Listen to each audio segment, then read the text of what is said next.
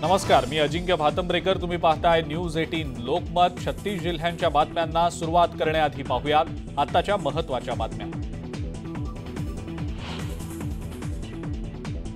एका खासदाराला निवडून आणण्यासाठी जीवाचं रान केलं. आता त्यांच्या विरोधातला उमेदवार निवडून आणणारच. अजितदादांचं अमोल कोल्हेंना खुलं आव्हान. शरद पवार गटाच्या संघर्ष यात्रा आणि पदयात्रेवरनं अजित पवारांची टीका. निवडणुका जवळ आल्यानं हे सगळं सुरू असल्याचा अजितदादांचा हल्लाबोल. 38व्या वर्षी शरद पवार राज्याचे सर्वात युवा मुख्यमंत्री झाले होते. तर लोकशाहीत मत मांडण्याचा सर्वांनाच अधिकार. सुप्रिया सुळेंचा अजित पवारांना टोला. राष्ट्रवादी काँग्रेस पक्षाचे अध्यक्ष हे शरद पवारच आहेत. उलट आम्ही निवडणूक आयोगात गेलेलो नाही. अजित पवार गटावर सुप्रिया सुळेंचे खडेबोल.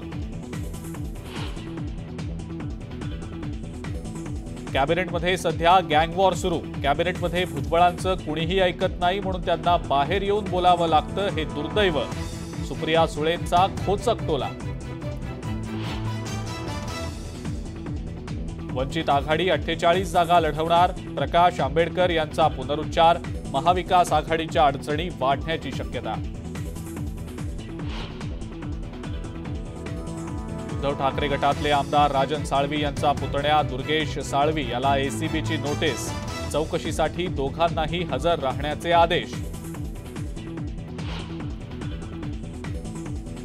सोलापूर शहराचा मोठं खेडं असा उल्लेख केल्यानं रंगला राजकीय कलगीतुरा. भाजपच्याच 2 आमदारांमध्ये रंगलं शाब्दिक युद्ध.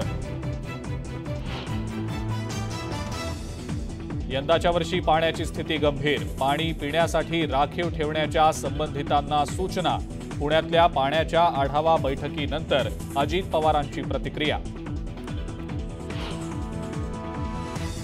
आणि मुंबई महानगरपालिकेचा स्वच्छता पॅटर्न राज्यामध्ये राबवणार. मुख्यमंत्री एकनाथ शिंदेंनी केलं स्पष्ट.